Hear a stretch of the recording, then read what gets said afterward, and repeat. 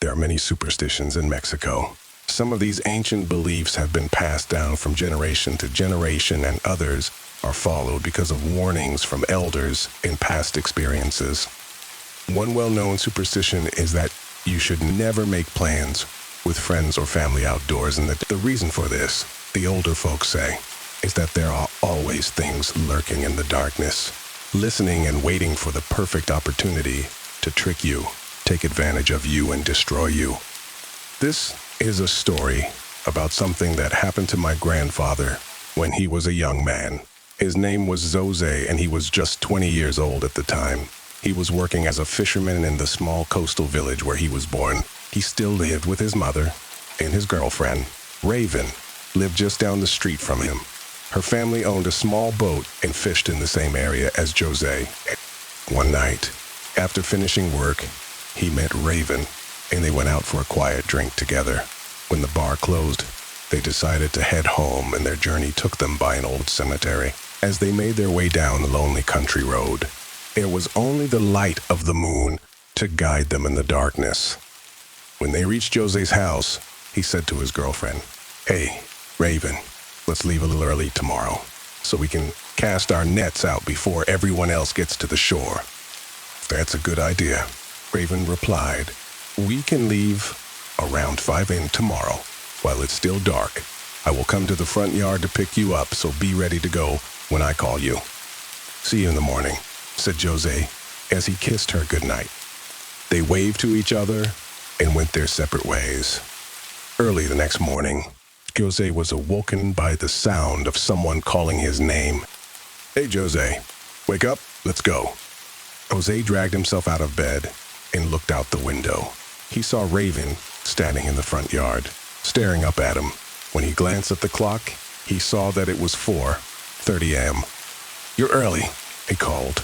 "Just give me a minute." "Hurry up," shouted Raven. "It will be bright soon." Jose quickly dressed and grabbed his things. When he ran downstairs and opened the front door, he saw Raven was already walking down the road. "Hey, wait for me," called Jose anxiously, but Raven didn't turn around. She just kept on walking. Jose ran after her and tried to catch up with her, but then Raven started running too. He thought this was strange, and when he slowed down, so did Raven. She never looked back and just kept the same distance between them. Eventually, they neared their favorite spot for fishing, which was only a few minutes away. To get there, they had to cross a deep trench with a narrow bridge across it. When Raven came to the middle of the bridge, she suddenly stopped and stood very still. Her back was to Jose, and he couldn't see her face. For some reason, Jose got a weird feeling in the pit of his stomach. Something felt wrong to him. Raven was acting very strange, and he was afraid to get on the bridge at the same time as her. So he called out to her and told her to go on ahead, saying he needed to tie his shoelace. As Jose bent down to tie his shoe, Raven turned around to face him. That's when he saw it. She was grinning from ear to ear, but it wasn't a happy smile. It was a smile he had ever seen on his girlfriend's face before. It was as if her features were twisted into an evil grimace. All of a sudden, Raven threw herself off the side of the narrow bridge. Jose got to his feet and simply stared in shock. He didn't know what to do. He was so stunned, he could barely believe what had happened. Just then, he heard Raven screaming, "Jose, help me, please." Instinctively, he ran towards the bridge and peered over the edge. He couldn't see her anywhere. "Raven, where are you?" he cried out desperately. "I can't see you. Where are you?" He just kept hearing Raven's voice screaming, "Help me, please. Help me." Jose was about to jump into the trench to save his girlfriend when something made him stop in his tracks. He hadn't noticed it until now, but in between Raven's screams, she was laughing. It wasn't a normal laugh, though. It seemed maniacal and mischievous, almost diabolical. Jose felt the blood freeze in his veins. Shaking like a leaf, he backed away from the bridge. Something told him he was in danger. His instinct made him turn around and run in the opposite direction. He dashed down the road towards his house as fast as he could. Joe was so scared that he ran straight into his house and went upstairs to wake his mother.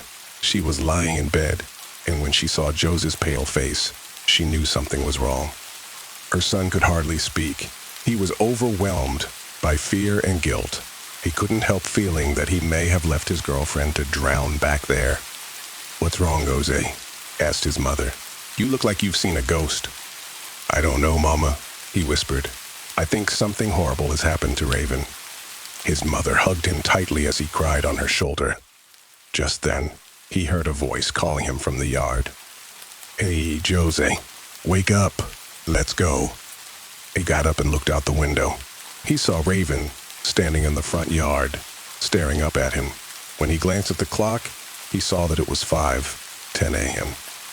"I'm sorry I'm late," she said cheerfully.